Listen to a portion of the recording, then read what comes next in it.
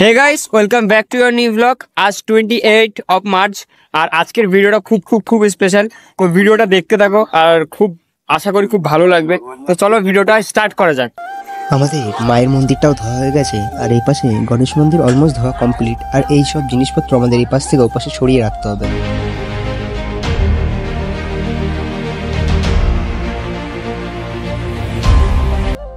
শিব মন্দিরটা নিচে ধোয়া বাকি রয়েছে, এটা ধুয়ে নেব। আর উপরে অলমোস্ট কমপ্লিট হয়ে গেছে, পরিষ্কারই আছে। আর সকাল থেকে আমরা ভাই দাদারা সবাই কাজ করছি আর আমি ব্লগটা কন্টিনিউ করতে পারিনি কারণ সকাল থেকে কাজবাজ করছি। আর এই কালী মন্দিরের সামনে একটু অন্যরকম লাগছিল, তাই কৌশিক ভাই বললো আমি এখানে কিছু আলপনা দিয়ে দিচ্ছি, খুব সুন্দর লাগবে দেখতে।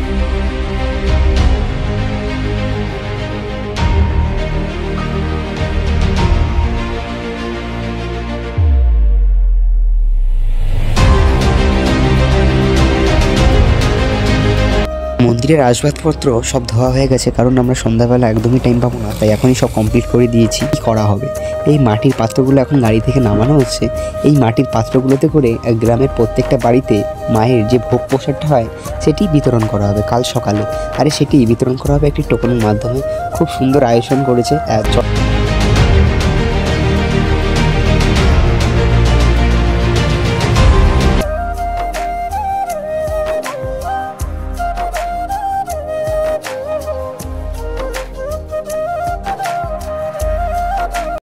আমাদের কিন্তু মাতৃ প্রতিমা আনা হয়ে গেছে, মন্দিরে বসানো হয়ে গেছে। এখন বাদ বাকি যা কাজ রয়েছে তা করবো। আর মাকে কিন্তু খুব সুন্দর লাগছে, তোমরা দেখতেই পারছো ভিডিওতে।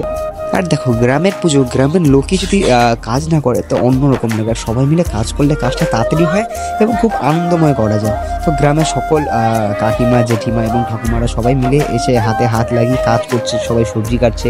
আর এই পাশ এখানে সব ভাজা হচ্ছে, আলু ভাজি, বেগুন ভাজি, পটল ভাজি এবং অনেক কিছুই ভাজা হচ্ছে, যেসব ওই মাটির পাত্রে গ্রামের প্রত্যেকটা বাড়িতে যাবে এবং খিচুড়ির জন্য লাগবে, মায়ের ভোগে দেওয়া হবে। ভোগেরটা আলাদা জায়গায় রান্না করা হচ্ছে, এটা মেন বেসিক্যালি বাইরের জন্য। আর ওই পাত্রের জন্য এখানে ডালটা ভাজা হচ্ছে, কারণ খিচুড়ির জন্য প্রথমে ডালটা ভালো মতন ভাজতে হবে।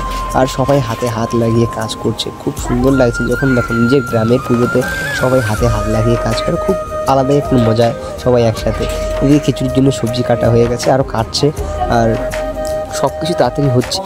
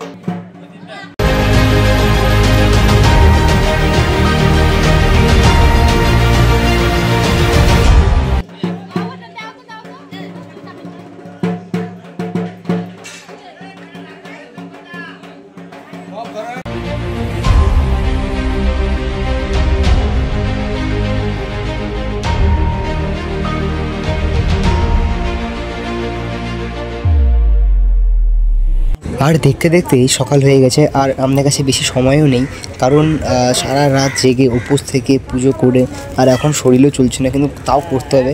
গ্রামের প্রত্যেকটা বাড়িতে করে একটি করে এই মাটির পাত্র যাবে, যেটার মধ্যে খুব অনেক কিছু রয়েছে, কলা মিষ্টি যেটা থাকে আর কি পুজোর জিনিসে। তো সবাই হাতে হাত লাগিয়ে আমরা খুব জোর তাড়াতাড়ি কাজ করছি, কারণ অনেকগুলো রয়েছে মাটির পাত্র।